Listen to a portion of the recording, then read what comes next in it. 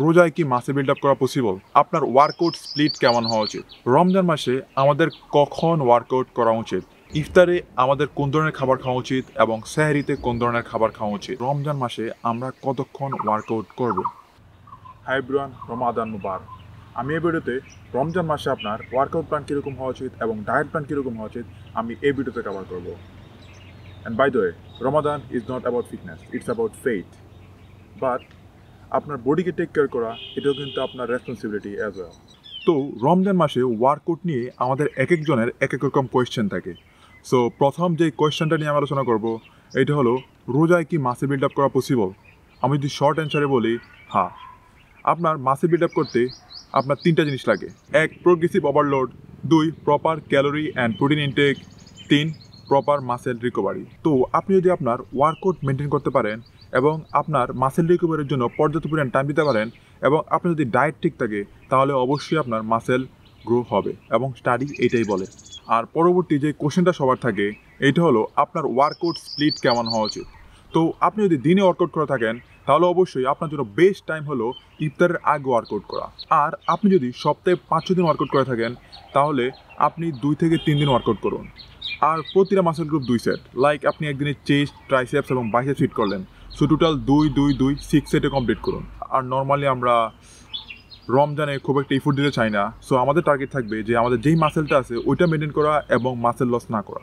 Next question, Ramzan মাসে আমাদের কখন ওয়ার্কআউট করা উচিত?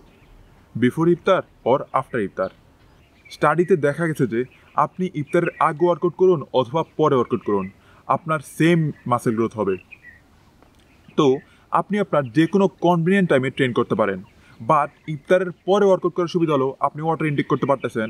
আর আমরা যখন ওয়াটার ইনটেক করি তখন স্মল বেনিফিট পাওয়া যায়। Dehydration can limit your strength performance.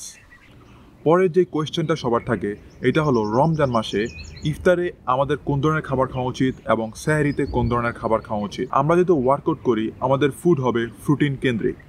আর আমরা যেহেতু স্টুডেন্ট, আমরা ফাইন্যান্সিয়ালি অতটা স্টেবল না, তো আমরা চেষ্টা করব আমাদের খাবারগুলো যতটা কম টাকায় কভার করা যায়। প্রথমেই আমরা ইফতার শুরু করব খেজুর দিয়ে।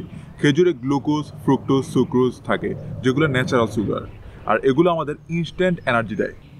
খেজুরে পটাশিয়াম থাকে যেগুলো আমাদের হার্ট এবং মাসেল বিল্ড আপের জন্য খুবই গুরুত্বপূর্ণ। খেজুরে ফল এবং শাকসবজির মতো ফাইবার থাকে যেগুলো আমাদের ডাইজেশন প্রসেসকে বুস্ট করে। ইফতারে আপনি ডাব অ্যাড করতে পারেন। ডাবে ইলেকট্রোলাইট এবং মিনারেল থাকে যা রোজা থাকা অবস্থায় আমাদের শরীর থেকে চলে যায়, এগুলো কভার করে। আর ইফতারে অবশ্যই আমরা ভাজা পোড়া অ্যাভয়েড করবো। ভাজা পোড়াতে প্রচুর পরিমাণ ক্যালোরি থাকে। আর হাই ক্যালোরিক ফুডগুলো এরকম যে এগুলোতে প্রচুর পরিমাণ ক্যালোরি থাকে বাট এগুলোর কোয়ান্টিটি অনেক কম। আপনি যখন সারাদিন রোজা থাকেন তখন আপনার বডি নিউট্রিশন ডিজার্ভ করে, কিন্তু আপনি যখন ভাজা পোড়া খান তাহলে আপনার বডি ওই নিউট্রিশনটা পাচ্ছে না। সো ট্রাই টু অ্যাভয়েড ভাজা পোড়া।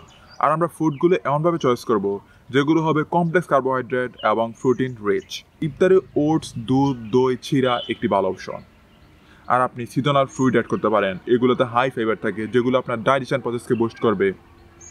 আর মেন মিলে মাছ, মাংস অ্যাড করতে পারেন। আর আমরা স্যারিতে এমন খাবারগুলো চয়েস করব যেগুলোর গ্লাইসেমিক ইন্ডেক্স কম, আই মিন স্লোলি ডাইজেস্ট হবে, যাতে দিনের শেষ পর্যন্ত এগুলো আপনাকে এনার্জি দিতে পারে।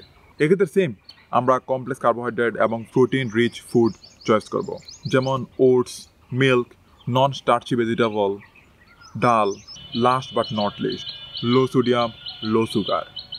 স্যারিতে আমরা লো সোডিয়াম, লো সুগারযুক্ত খাবার খাবো। আই মিন আমরা যেই খাবারগুলো খাবো এগুলোতে লো সোডিয়াম অর্থাৎ সল্টের পরিমাণ কম থাকবে। আমরা যখন হাই সোডিয়াম এবং হাই সুগার মিল নেই তখন এগুলো আমাদের বডিতে ওয়াটার রিটেনশন করে থাকে। বডিতে যখন এগুলো ওয়াটার রিটেনশন করে তখন আমরা অনেক বেশি ডিহাইড্রেটেড ফিল করি, আমাদের তখন অনেক বেশি পিপাসা লাগে। So no sodium, no sugar. আরেকটা কোশ্চেন যেটা আমাদের সবার থাকে ওইটা হলো, রমজান মাসে আমরা কতক্ষণ ওয়ার্কআউট করব? যেহেতু রমজান মাসে আমরা ফুড ইনটেক কম করি তাহলে আমাদের ট্রেনিংগুলো অন্যান্য নর্মাল ডে থেকে 20-25% কম হবে। লাইক নর্মাল ডেতে আপনি যদি কোনো একটা ওয়ার্কআউট 10 to 12 সেটে কমপ্লিট করেন তাহলে রমজান মাসে আমরা ওই ওয়ার্কআউট 7 থেকে 8 সেটে কমপ্লিট করব। অ্যান্ড অবভিয়াসলি আপনার ওয়ার্কআউট ডিউরেশন হবে 30 to 45 মিনিট, এর চেয়ে বেশি যাতে না হয়। Thank you so much for watching me. পরবর্তী ভিডিওতে আবারও দেখা হবে। সে পর্যন্ত stay safe, stay healthy, and once again, Ramadan Mubarak.